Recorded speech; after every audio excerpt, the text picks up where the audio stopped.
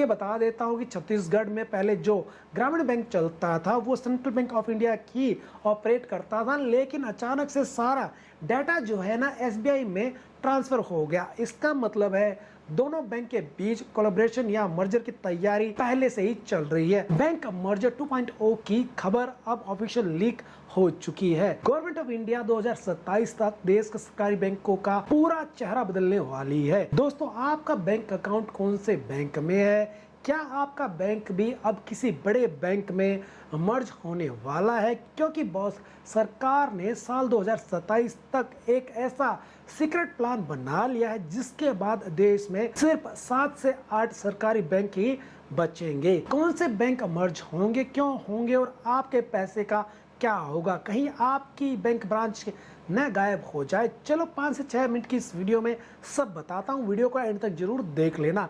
असल में money control ने एक रिपोर्ट में सरकार के इस बड़े प्लान का खुलासा किया है।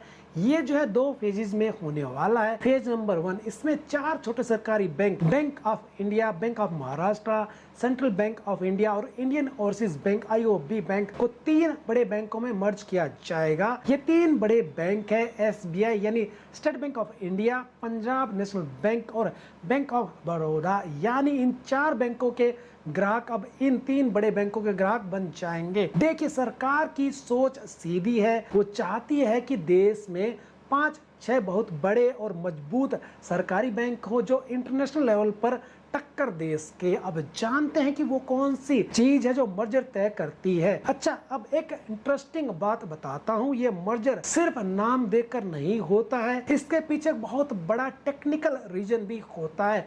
Core banking software. जी हाँ दोस्तों, जो कोर बैंकिंग सॉफ्टवेयर है उसके ऊपर भी ये मर्जर डिसाइड करते हैं। जिस बैंक का सॉफ्टवेयर मैच करता है उसी का मर्जर आसानी से होता है। जैसे BenCS सॉफ्टवेयर वाले बैंक, TCS का BenCS सॉफ्टवेयर जिसे मुख्य रूप से SBI बैंक यूज करता है, इसलिए ज्यादा चांसेस है कि जो बैंक इस BenCS यूज करते हैं जैसे बैंक ऑफ महाराष्ट्र या सेंट्रल बैंक ऑफ इंडिया, वो सीधे SBI में मर्ज हो जाएंगे। पिनेकल सॉफ्टवेयर वाले बैंक, जी हाँ दोस्तों, ये जो है इन्फोसिस का एक सॉफ्टवेयर है जो सबसे ज्यादा यूज किया जाता है, इसलिए PNB और बैंक ऑफ बड़ौदा में वही बैंक मर्ज होंगे जो पिनेकल या उससे मिलते जुलते जो सॉफ्टवेयर है उस पर काम करते हैं, जैसे कि आपका IOB बैंक या बैंक ऑफ इंडिया। हालांकि bank of India market cap के हिसाब से काफी बड़ा बैंक है, इसलिए हो सकता है कि सरकार इसे किसी बड़े बैंक के साथ मर्ज न करके इसे एक स्टैंड अलोन मजबूत बैंक बनाए रखे। लेकिन प्लान तो यही है कि इसे भी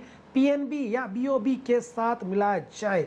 अब सेंट्रल बैंक ऑफ इंडिया की बात करते हैं। कई लोग कहेंगे कि इसका अस्तित्व नहीं मिटना चाहिए, लेकिन एक लॉजिक है यहाँ पर दोस्तों। भारत का सेंट्रल बैंक कौन है? Reserve bank of India. जी हाँ दोस्तों, RBI है। दुनिया के हर देश में सेंट्रल बैंक का नाम अलग होता है। जैसे USA का फेडरल रिजर्व है। चूंकि सेंट्रल बैंक ऑफ इंडिया नाम RBI से मिलता जुलता है, इसलिए सरकार शायद इसका नाम बदलकर या इससे किसी बड़े बैंक यानी SBI में मर्ज करके इसकी पहचान खत्म कर सकती है। अगर यह पूरा मर्जर प्लान सक्सेसफुल होता है तो साल 2027 के बाद देश में ये सिर्फ 7 बड़े सरकारी बैंक बच सकते हैं। स्टेट बैंक ऑफ इंडिया यानी SBI bank, Punjab national bank PNB bank, bank of Baroda यानी BOB bank, union bank of India, Canara bank, bank of India. अगर यह मर्जर नहीं हुआ तो फिर ये इंडियन बैंक बच जाएगा। यानी आपको अपनी बैंक की जो पासबुक है, चेकबुक है और जो IFSC कोड है बदलने के लिए तैयार रहना है। दोस्तों, अब आप मुझे कमेंट में ये बताइए, आपका अकाउंट जो है इन 4 बैंकों में से किस बैंक के अंदर है? क्या आपको लगता है कि किस बैंक में ये मर्ज हो सकता है? कमेंट करके जरूर बताना। वीडियो दोस्तों अगर आपको पसंद आया तो प्लीज वीडियो को लाइक जरूर कर देना, अपने परिवार और दोस्तों के साथ शेयर जरूर कर देना और ऐसे काम की बातें जानने के लिए चैनल को सब्सक्राइब भी जरूर कर लेना।